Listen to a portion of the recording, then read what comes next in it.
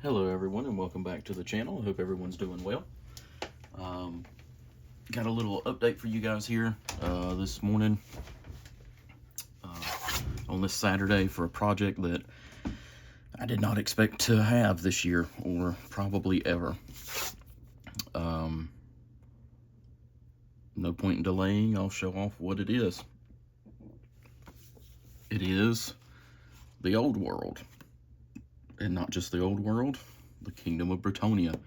Friend of mine, in exchange for putting his old world ogres together, bought me the starter box, the Kingdom of Bretonia edition, and I'm really excited about it.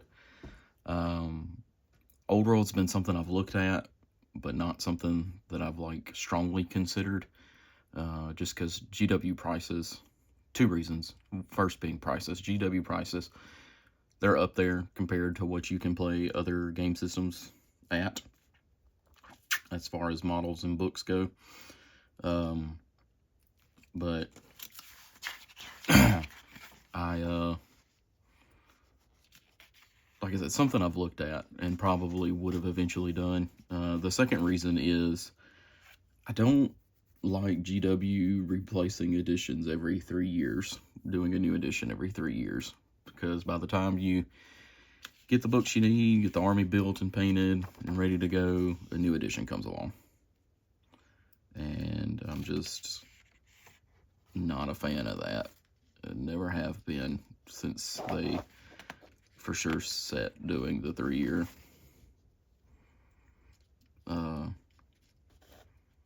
edition changes. But this is what the instruction booklet looks like and is how it's laid out. It comes with an army list that you can play with 1,249 points in the box, which is a decent start to what you need. Army special rules, different stuff like that, and it continues here on the back. But yeah, super excited for it.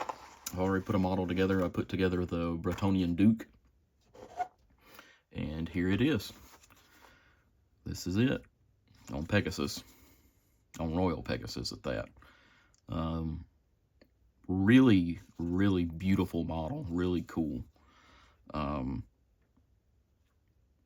mentioned earlier that I've been building my friend's ogres, and most of those are older kits, and they don't fit together really well. They're kind of a pain in the backside to deal with, because like I said, they just don't fit together really well. But put this guy together, and it was like the pendulum swung in the completely opposite direction. Went together really well, but there was just small pieces where there didn't need to be small pieces. And yeah, it was aggravating at times doing certain things, like these reins here. Don't even get me started. The reins on the horse like to have drove me crazy, and it's one of the last things you do. The little statuette of the Lady of the Lake goes in this after you put these two halves of this together. And just little stuff like that.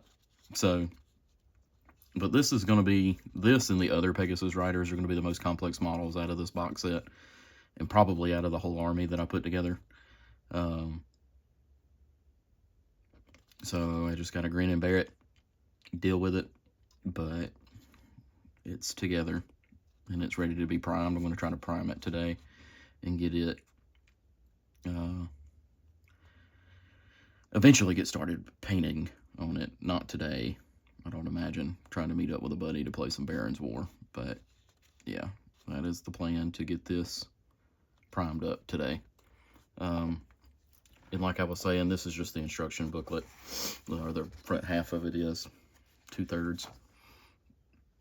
See, like, you've got all of these individual pieces and stuff that go together, and over here, I don't know how much of that's in shot, but like with the Duke,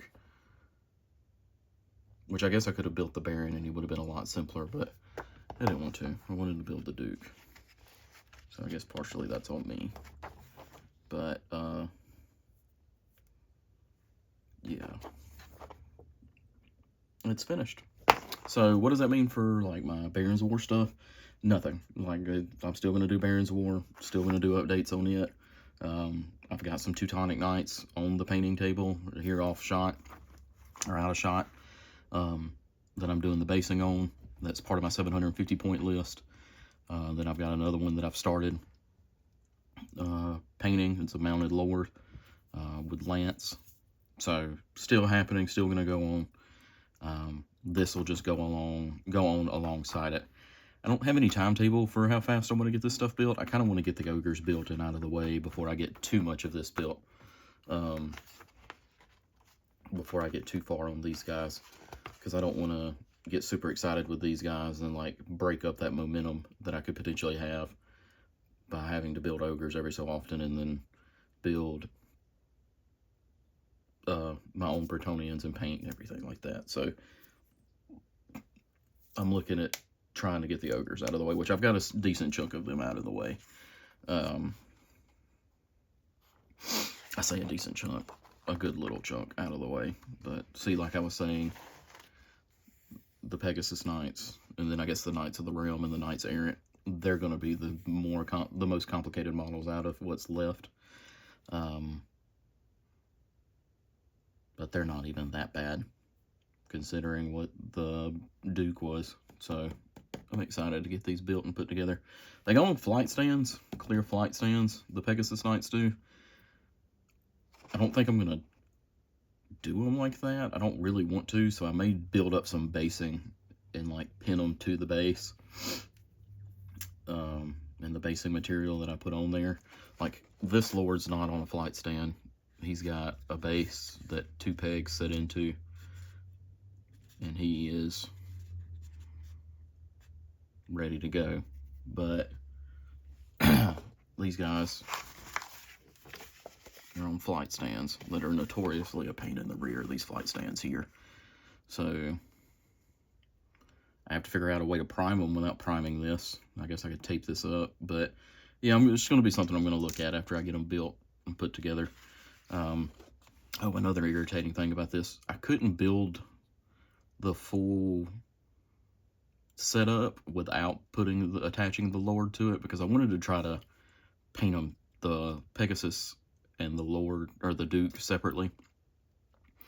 Just because I knew that would be easier, but with the way you build the back part of the saddle and the way it loops over the tabard of the Duke, see, it hooks right in there. I don't know how well that shows up, but you can't slot him in there without